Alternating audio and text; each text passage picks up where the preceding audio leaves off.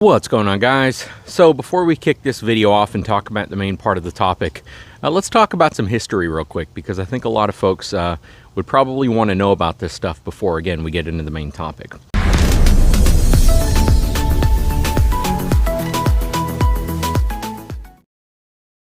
First of all, you all may remember that I had a 2017 F350 dually. And it was a 350. It was a dually. It was very similar to this truck, except it was in that white gold color. Beautiful, beautiful truck. When I got that truck, immediately I had an issue with it. The sunroof would make this rattling, creaking noise consistently, straight off the dealership lot. I took it to them 3 times. They claimed to fix the problem. They never could. So I ended up going on all the forums, looking at all the different, people who posted with similar issues, finding out that you needed to buy some of this tiny, tiny little bottle of grease that was incredibly expensive. It was like $60 or $70 for this tiny little bottle, and you were supposed to insert it around the top of the sunroof, and that would fix the problem, because apparently the seals would dry out even on a brand new truck, and if you didn't use this stuff, you could potentially have that creaking noise. Well, I bought the stuff, put it on, the noise did not go away. I ended up diagnosing it myself. I actually pulled the headliner down and found out that it was one of the 4 retaining clips that holds the glass, the back glass panel in place, and it was actually rubbing up against some overspray clear coat that was kind of dripping down and hardening. And you have a lot of that in vehicles, by the way, if you look at areas that you don't traditionally look at. And it was just rubbing up against that little clip, and it was causing a really, really loud creaking noise. Fixed it myself. Didn't take too much time, but it was definitely something that was a little concerning to me when I got the truck. Only had that truck for like 30 days. We were able to locate this 450, and we had it brought in from another dealership. Traded that 350 in for this. Did not have that issue, but I've had other issues with this truck. I've had to swap the batteries out 3 times because I'll wake up in the morning and I come out here and they're dead. And this was before any accessories. The first set of batteries that I put in here were only like 8 months old, and they were dead, and I couldn't even get it in my truck. So yeah, swapped the batteries out, and then about 1.5 years into owning this truck, the sunroof brackets failed catastrophically, to where I tried to open the sunroof up one day. I heard this loud popping noise. The sunroof got out of track. I had to actually pull it straight with my hand to get it to close.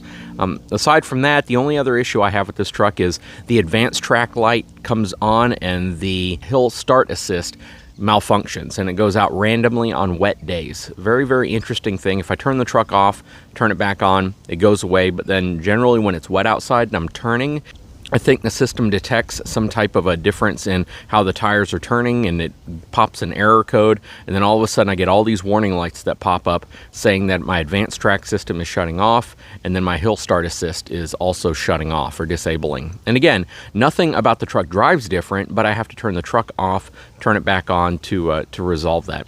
And then finally, I get a weird sound sometimes in the back of the truck back here, where whenever I'm towing a trailer, it almost sounds like an electrical buzzing coming from the back. Not sure where it's coming from. It doesn't happen all the time, but it does happen occasionally, and it is really annoying. So next, let's move on to another vehicle. My father purchased a brand new Ram Laramie Longhorn half-ton pickup truck, and oddly enough, within a couple months of ownership, the entire infotainment system started malfunctioning on him, to where he actually had to have the entire system replaced. Lord knows how much that system would have cost if he had to pay for it and it weren't under warranty. But yeah, the entire system had to be replaced. He was getting this weird kind of delamination looking issue with the screen. Backup camera wasn't working properly. Just a slew of other things that were related to that actual system. And I'm sure that system is like $3 grand. So yeah, they had to replace that system, and I believe they even had to replace his backup camera, and that was all within a couple months, within a month I think, of owning it as a brand new truck. Now let's go ahead and jump to the rest of this video, and you'll see why I started this way. Okay, so in front of you, you have our 2023 GMC Denali half-ton pickup truck with the new 3-liter diesel engine in it. This truck is, it's a very beautiful truck in my opinion. I think it's probably one of the best looking trucks out there. That said, a lot of folks subjectively gave their own response to that and said it's probably one of the ugliest trucks they've ever seen. A lot of folks said it looks okay. But yeah, the opinions on the way this truck are all over the place. I think some people don't like the way the running boards look going down the side. I personally don't care. I know a lot of folks like a lot of ground clearance. They like it to look kind of hollowed out right there, and I get it. I totally do. I mean, I could see how this truck would also look a little more aggressive if it didn't have the running boards. But for the fact that we also use this as a family vehicle, it makes a lot of sense to help my daughter get in and for my wife to get in. But that's not really what I'm here to talk about. So I made a video a few days ago where I talked about a popping noise, kind of a knocking noise, a rattling noise, I don't know what you want to call it, coming from the back suspension of this truck. First, I made a YouTube short video. A lot of folks said it's your spare tire. It's not the spare tire. A lot of folks said it could be your U-bolts that hold the leaf spring pack together. I torqued those down and they were tight already. Didn't need to tighten them down anymore. Then some folks said it might actually be the leaf springs themselves, because in the back there's a bit of space back there. And you know, some of the advice I was given was to just trade it in, get a Ford, which was really weird advice, because I think every truck you buy has the potential of having some type of an issue. And oftentimes some of these issues can have very simple fixes. Sometimes they're very complex. But a lot of people said you shouldn't have bought a GMC. And as you guys know, if you've watched the other videos I've made on this truck, this is the very first GMC I have ever owned. First GMC pickup I've ever owned. One of my first vehicles growing up was a GMC Jimmy, and it was the small one, not the big one, so nothing to be super proud of. But it got me around with a lot of oil leaks and mechanical failures here and there, just from having an old vehicle with a lot of miles on it. Going back to this truck, the other advice that was more constructive was, why don't you spray some lubricant into the leaf spring pack? That fixed it for a lot of folks. Some folks said that they took their trucks to a dealership and the dealership replaced the leaf spring pack, or they replaced the shims. Some folks said that there were other steps that they took to try to get the problem resolved. Some folks pointed to other issues entirely that were front related, when clearly the noise, for me at least, is coming from the back of the truck. But what did I end up doing? Well, in the second video I posted, I actually showed you the gap in the leaf springs, which I thought was kind of peculiar. But yeah, I showed the gap in the leaf springs, and I also showed myself squirting some Bow Shield, which is kind of a lubricant slash rust preventative, in between the leaf spring pack on both sides, front and back, only because from researching, overwhelmingly, that's what people said to do, and it would fix the problem. And you know what? It seems to have fixed the problem. I've been driving the truck around since doing that, and I don't think I'm hearing the sound anymore. And when I say I don't think I'm hearing the sound, there's always these weird scenarios that you're driving over. Let's say I leave the property here and I'm driving and I don't hear it, so I turn the radio up, or I'm listening to Audible or whatever, and I think I hear it, so I turn it back down, but I can't reproduce it. And that's essentially what's been happening. I've been trying to reproduce the sound, and it's not coming back, or at least it hasn't come back and presented itself to me the same way it sounded when I was recording it the other day. And to prove that, I'll go ahead and mount the camera on the back of the truck in the same spot that it was, and I'll do the same little roundabout circle I was doing so you can see if you can hear it, because I can no longer hear it, and it seems as if the problem's pretty much gone away.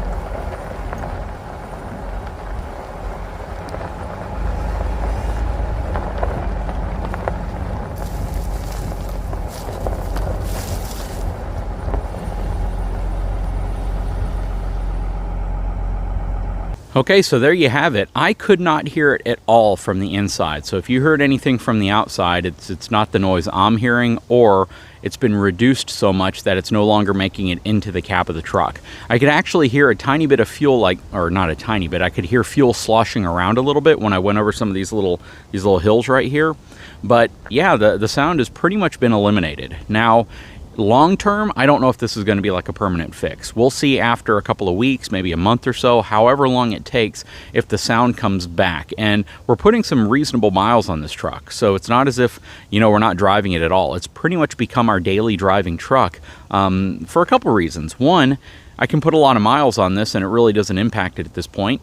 Two, it keeps the miles off of the F450 because I will be trading that truck in on a 2023 F450 whenever the Job 2s are ordered and can get shipped out. And it also keeps miles off of my wife's Expedition because we drive this one around a lot. And again, it's also giving me the opportunity to review how this 3-liter LZO Baby Duramax diesel is performing. And so far, it's been really great. So, why did I make the first part of the video the way that I did? Well, it's really to try to help squash some brand bias people have. At one point in my life, I was brand biased. I would look at other brands as being inferior or brands as just not being a quality product. We all have ways of kind of deciphering and breaking down the names of the trucks into these acronyms that stand for pretty hilarious, issues that trucks could have.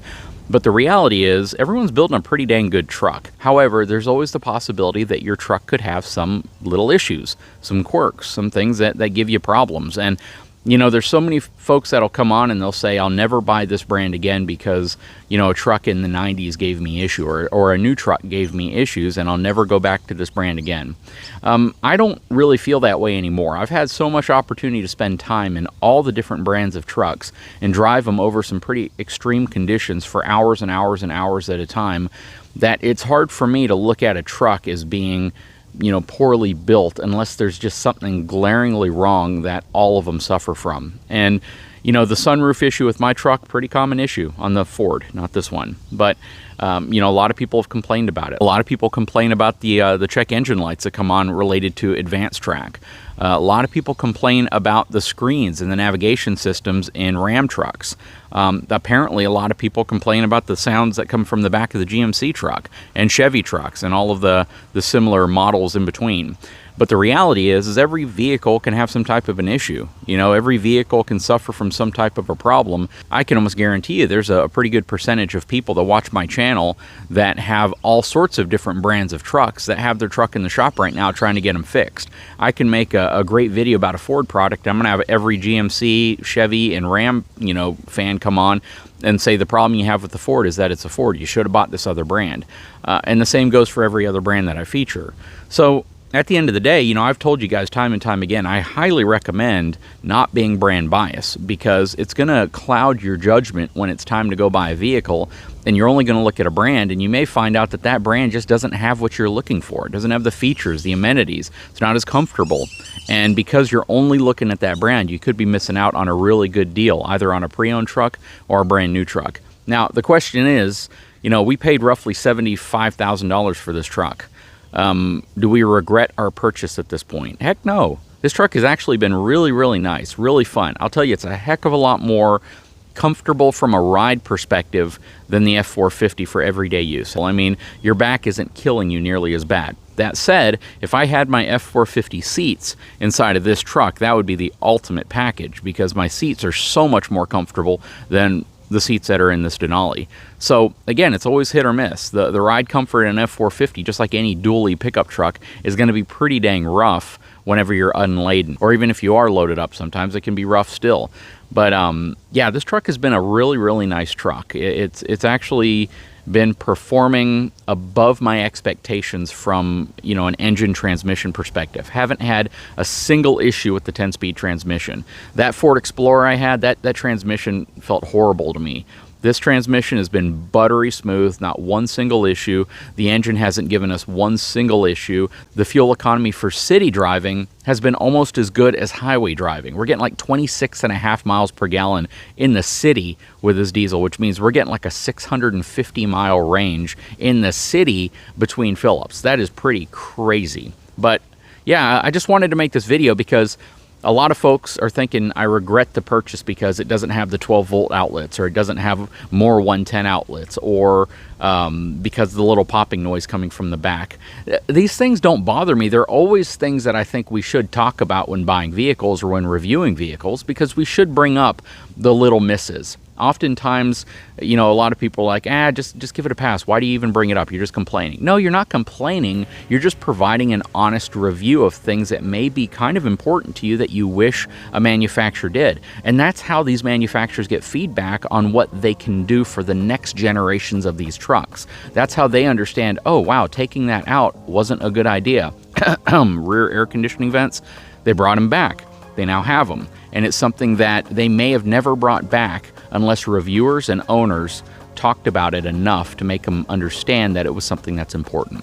Anyways, guys, I sure hope you enjoyed this video. I sure hope I made a good point here. You know, every manufacturer can have issues. Every manufacturer can have little things that you need to get fixed, worked on, repaired, even on new trucks. And, you know, at the end of the day, it just comes down to understanding that these are machines, they're mechanical, and you can occasionally have some issues. Doesn't mean you hate the product. Doesn't mean you regret buying the product. It just means that you have a product.